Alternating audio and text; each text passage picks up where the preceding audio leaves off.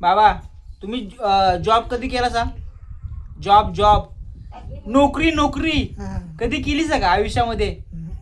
कधीच नाही केली. मग मला का लावलीचं करायला?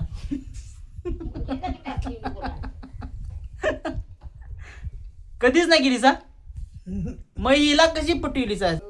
हा हिला कशी घरात आणली सा? आता जगतले का बघणं देखलं होतं का आम्हाला सासू सासरा आय सासू आणि सासरा जेवढा ठावा काय करावं. मग तू जॉबला मुलगा नाही मग तू आलीच कशी ते सांग. जो मुलगा आहे तो जॉबला नव्हता तरी पण ही लग्न करून 10 रुपये रोजगार होता तेव्हा काम करते 10 रुपये रोजगार होता. पहिल्यावर 10 काय ते 10 द्यायचा 20 पैसे 10 पैसे रुपये योग 10 अशी म्हणायची. तेवढेच 10 रुपयाने काम केलं होतं तेव्हा.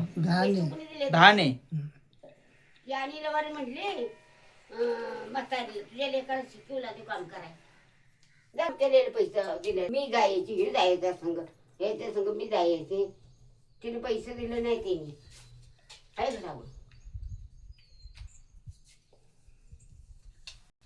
पण असू दे बाबाला आमच्या पसंत केला असेल तू काय पण असू दे. तशी उन्हात घालायची उचलायचं का वाणी. तुमच्या बाबांना पसंत केला असेल संपला विषय.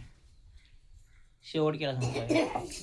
विदाउट जॉबचा मुलगा तू पसंत केला आणि आम्हाला जॉब असून आमची आई मी पसंत करून हा त्या आईनं आम्हाला जतान केली तर मग आई म्हणायची अक्काबाई आम्ही निवायचं अक्काबाई निवायचं.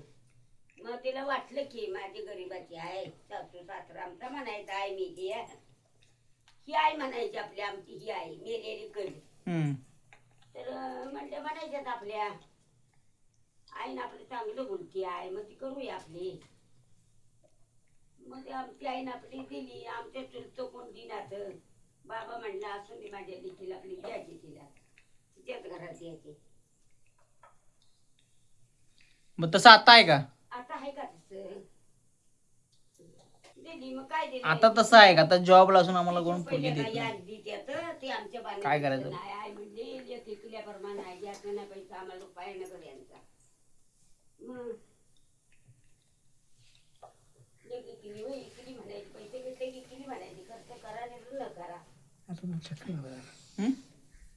काय झालं? मग काय कुठलं काय सपलं? लगीन झालेलं ठकलं होय.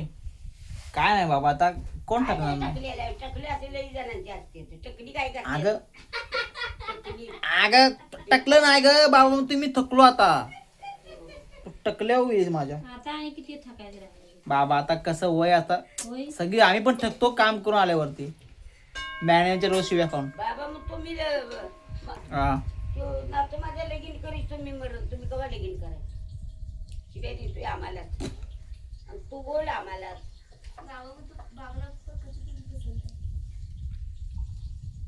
असं त्याचं म्हणणं आहे. बाबू बाबू असं कसं होईल आपलं आता कसं होईल माझं.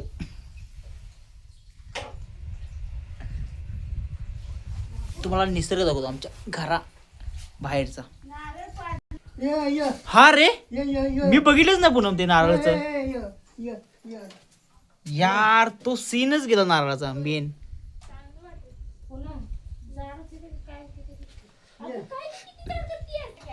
Best view. जोत्या ओरडशील हा जो पक्षी ओरडतो ना हा जो पक्षाचा आवाज येतो तुम्हाला जोत्या ओरडशील तो पक्षी म्हणजे चातक पक्षी ज्याला पाण्याची जास्त तहान लागली असते किंवा तो वर्षातून एकदाच पाणी पितो. त्याचा आवाज ऐकणं म्हणजे खूप दुर्मिळ गोष्ट आहे.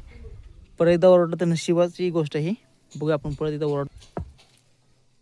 जोत्या वाहशील हा आवाज काढतो तो पक्षी.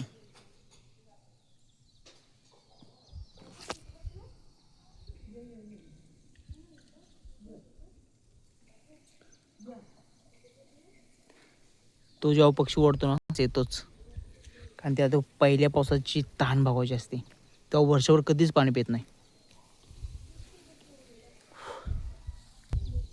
ओरड परत एकदा.